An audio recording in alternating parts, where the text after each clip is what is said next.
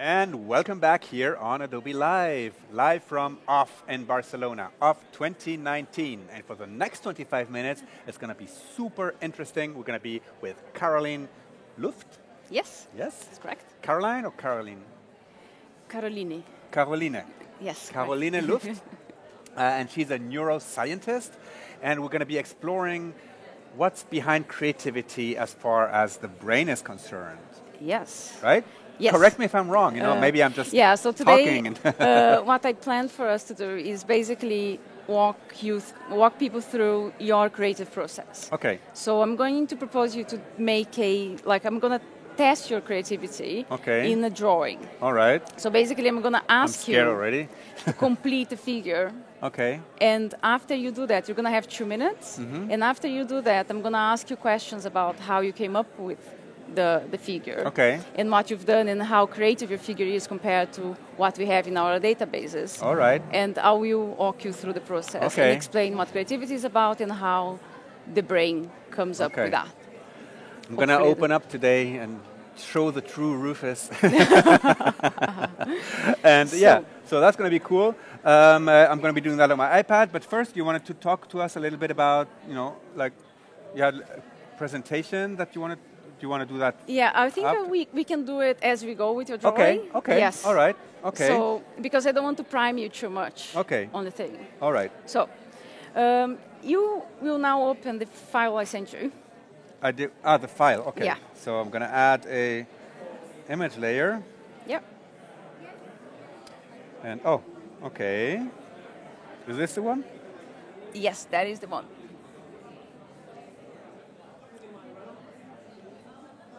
Okay. Right. Okay. So, your task here is to complete this figure in the most creative way possible. So I'm not priming anything about what creativity is. I'm just going to ask you to complete this figure. Okay. So I'm going to give you 2 minutes now. 2 minutes. Okay. It's quick. You can use whatever tool you want. Okay. But the thing is, you have to create something that you find creative. Okay. Okay? All right. And while I'm doing that, you're going to be... Yeah, I will be talking about what you're doing and explaining what it is. Okay. So just ignore me and keep going. I'll try. Yeah, and now I will just time it. So your time starts now. Okay, so 2 minutes. Yes. So what Rufus is doing now is to complete the task that we call picture completion task. It's a traditional visual creativity measurement. So we use this in the lab to measure people's creativity and by asking them to complete the figure. And then they basically can use their imagination to complete the way they prefer to complete, or however they think creativity is, whatever they think creativity is. So the idea here is that after that, we normally judge the creativity of the drawings by having experts to actually analyze the figures and judge how common they are, how elaborated they are, how remote the things that they come up with are. And here we are going to be doing exactly that, looking at those figures. So I'm just going to keep an eye on time. The other thing that is important to know is that this is considered an open-ended creativity task. Okay. So it means you're not going to have a very well-defined problem. Open-ended creativity tasks means you're free to find your own constraints and limits and try to do whatever you want with it. So let's have a look what you're doing. Yeah. All right, so now you can actually give a title. What title would you give to that? Tribal art. Yeah, you can even write on that. Tribal art. Right. And now, basically what happens is, we take the drawings of your drawing with a pool of other drawings, and then we rate them, and then we average over a number of different judges to make it more reliable. But what I will do now, I will just ask you to look again at it and think if you can improve it in any way, and I will give you 30 seconds to think and try to see if there's any improvement you can do. Yeah, add color. So what he's doing now, he's basically evaluating what he just produced and trying to see whether he can elaborate a bit more and improve the creativity of the drawing even further. Yeah. Your time is up. Keep going, keep going. Okay, I'm just going to...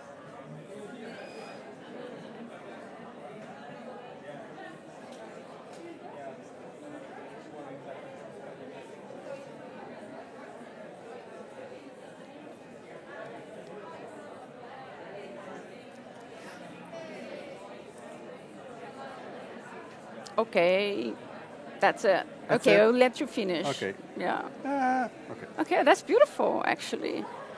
How do you think, like, how did you come up with that? Just a quick question. I just wanted vivid colors with this drawing. Okay, and what was the first idea that came to mind when you actually looked at the two lines? I wanted them to go away.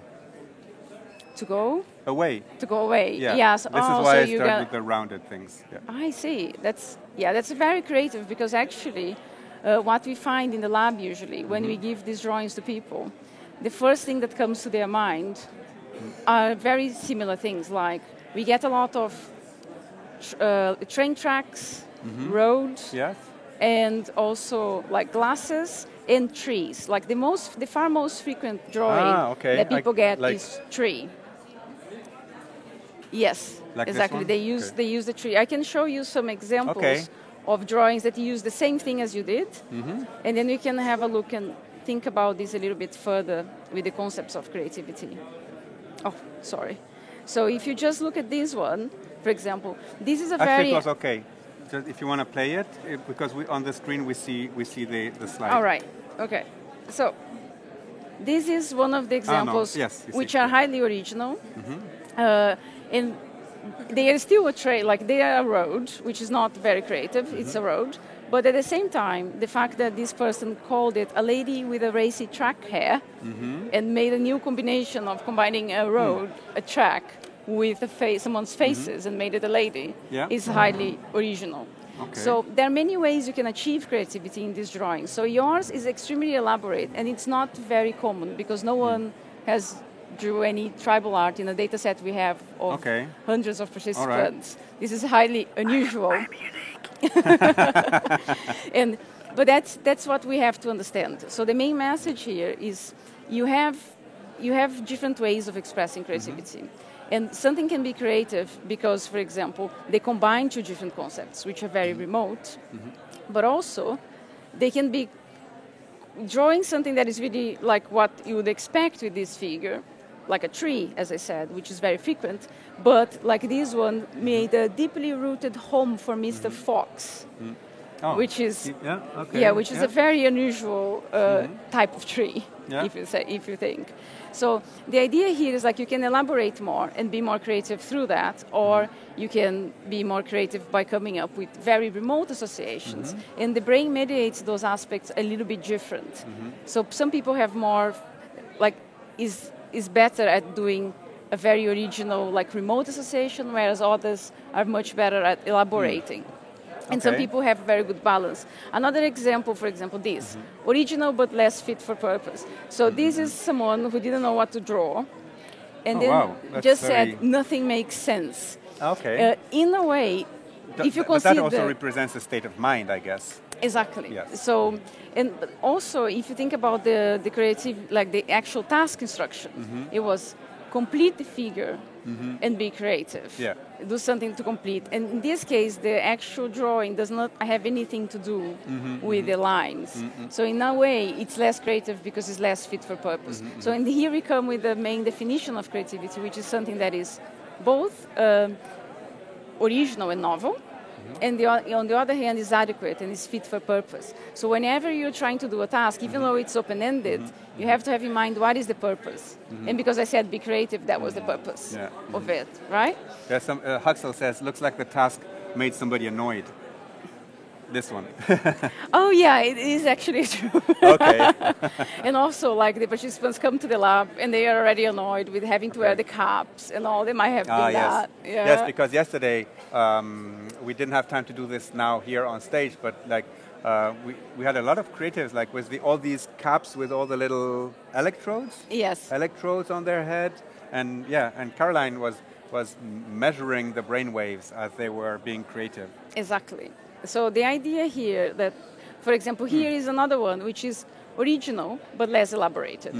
So you have this drawing that is a capacitor, which is something that is highly unusual to come when you see those lines. But the interesting fact about the brain here is that why do so many people come up with very similar things for something that looks very abstract, like two lines?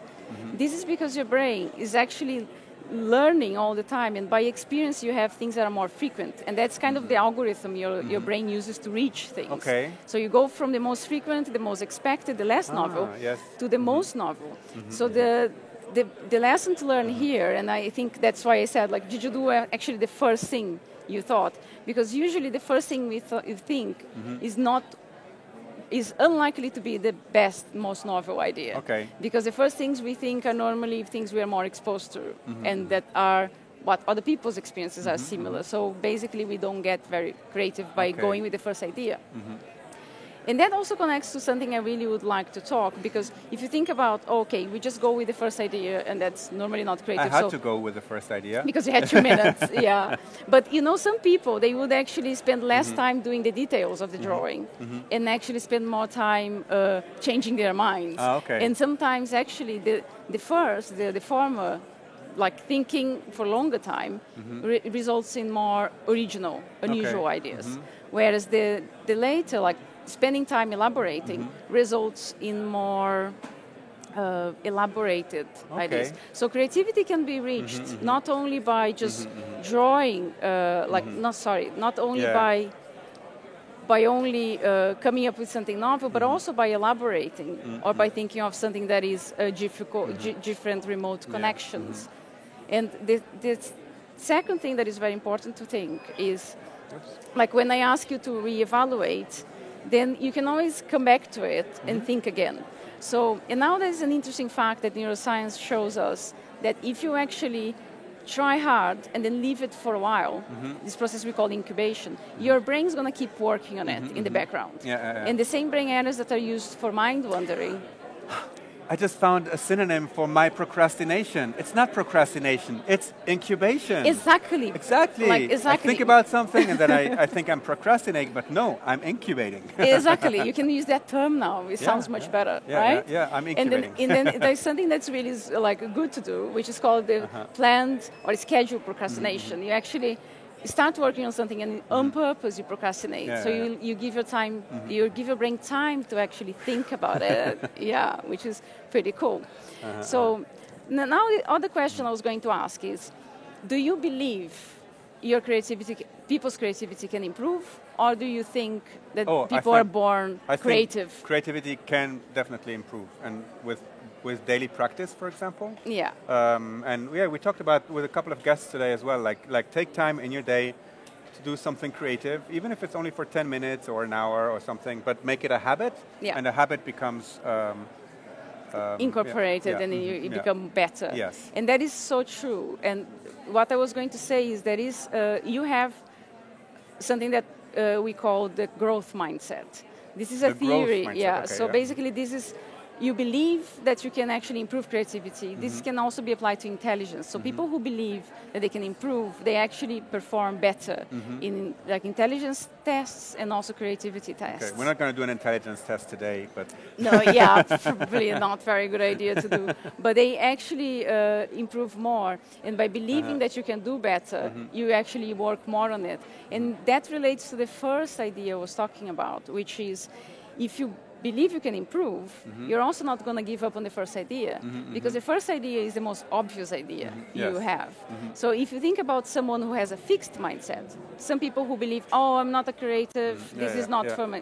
Oh, this is so wrong. We just had James Victoria with us. Did you see a little bit what James Victoria talks about? Like it's all about that. Like, everybody is born creative, and then we either suppress it by ourselves or suppressed by society, but he's helping many people regain their creativity through workshops and things, and it's very interesting. That's very interesting, James because Victoria, it's something that you can actually. I will definitely. Thank you. This is something that we should definitely work on, because it is there are things you can do to improve, and some of the tips I'm giving today are actually just to make people aware that the reason why we feel like, oh, I'm not a creative, because these processes that help us come up with novelty, they're not entirely accessible consciously. So you have to give time, you have to work in certain ways to actually lead you to having these ideas and improving it. But most important of all, you have to believe. And that goes very nicely with the idea of Adobe's idea of creative democracy. Because if we believe it's within all of us, we can actually express it. Yes. And if we know that the first thing your brain thinks is not the most creative, we learn to work harder on that. In a research that Andreas Pfeiffer did for us about artificial intelligence and creativity, which I'm going to be talking here at the keynote now and later on at 5. So one of the respondents says, as long as there's a problem to be solved, there's creativity. Yes, yeah. Exactly. Any type of problem. Any type of problem. We think typically about drawing or design or like creative things because we are here on Behance, but there's so many different creative. And that's what I was going to challenge you now. Okay. Because this is open-ended creativity, right? But there is another type of problem that requires you to actually be creative but find one solution. Okay. So open-ended, you can come up, you're more free to do that. And this other one, like I was just showing another one here. So this other problem, you're required to solve. Okay. So if you look at my screen now, you see a task. You do it too. you see a task that is called the 9-dot problem. So basically, what you have to do is to link all the dots using 4 straight lines without lifting the pen and without tracing the same line more than once. Linking all the dots. Yeah. So do you want to try on a paper or there, or you can do it mentally? I'm thinking. Yeah, think about it.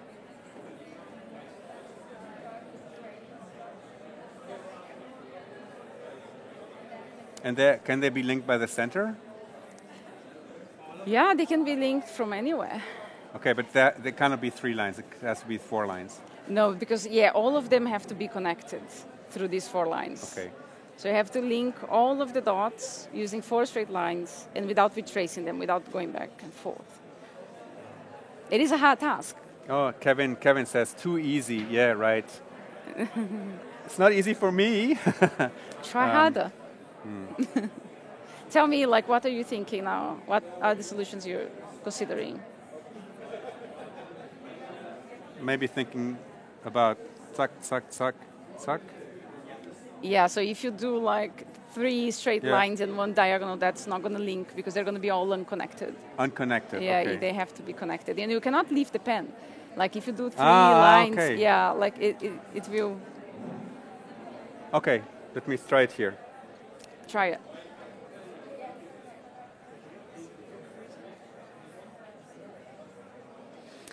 So this is a classical problem which was published in 1914 in the Encyclopedia of Puzzles. It's a very old one.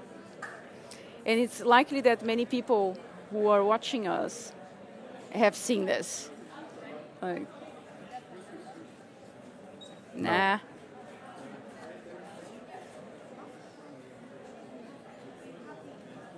No, same thing.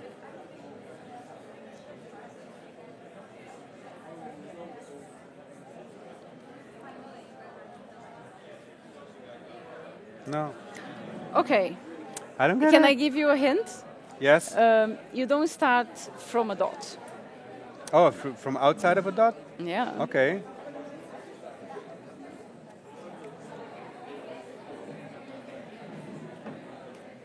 Five lines. No. Okay, I'll give you the yeah, solution. yeah. So if you look at my screen now, we just traced there, first one, second, then back again, and then up. So let me try that. Yeah, so the idea here is that most people don't solve this problem because most people did exactly what you started doing. Oh, you miss the, you don't cross to the center, you have to go out again. Yeah. So yeah. I get it. So you have to trace there, then out again, yeah, back. Perfect. Okay. So the idea I'm not here, thinking outside of the box. So exactly, this was published in 1914 in the Encyclopedia of Puzzles, and some people say that this is the origin of the expression thinking out of the box. Okay. Because most people find it very hard to solve because they start trying to solve it from within the dots. And that's exactly what makes people stuck here. It's like we have an imaginary constraint that it was not mentioned or said in That's any how I sort grew of up. way. I'm Swiss. No. Very full of rules. and actually, this is very effective for the brain, because can you imagine if your brain was questioning reality all the time? Yeah. So you have to accept certain rules. Okay. And that's what makes us efficient. The downside of it is that also makes us very stuck. And sometimes when we are not seeing things very well, we get fixated on certain patterns. So it's always good to reevaluate and think about the assumptions you're having. Damn it. We got cut. I'm sorry. Cut. Okay. We got cut. All right. Yeah. Sorry about that. Oh. Yeah. It was 25 minutes, right, that we had. Yeah, but it cut at 50, like normal ones. Oh, I'm sorry about that. It's okay. Anyway, finished with me. Yeah, okay, I was going to do something else, but, Yeah. Yeah, so I think, I hope that today you could have, like, you actually got to learn a little bit absolutely. about creativity. I will pick it up when I'm in my next stream at 5. I will. Yeah, so the idea is like you have creativity can be expressed in so many different ways, and is within all of us. And because of that, there are different ways people can be creative. And by actually working on them and trying to understand like what is the brain doing, you can actually get way more creative. Okay, and I hope this is still on YouTube, and that was the conclusion. So yeah, stay tuned. We're going to be back with G Monk in 5 minutes. Thank you. Sorry about that. Thank that you. was totally unexpected. Yeah.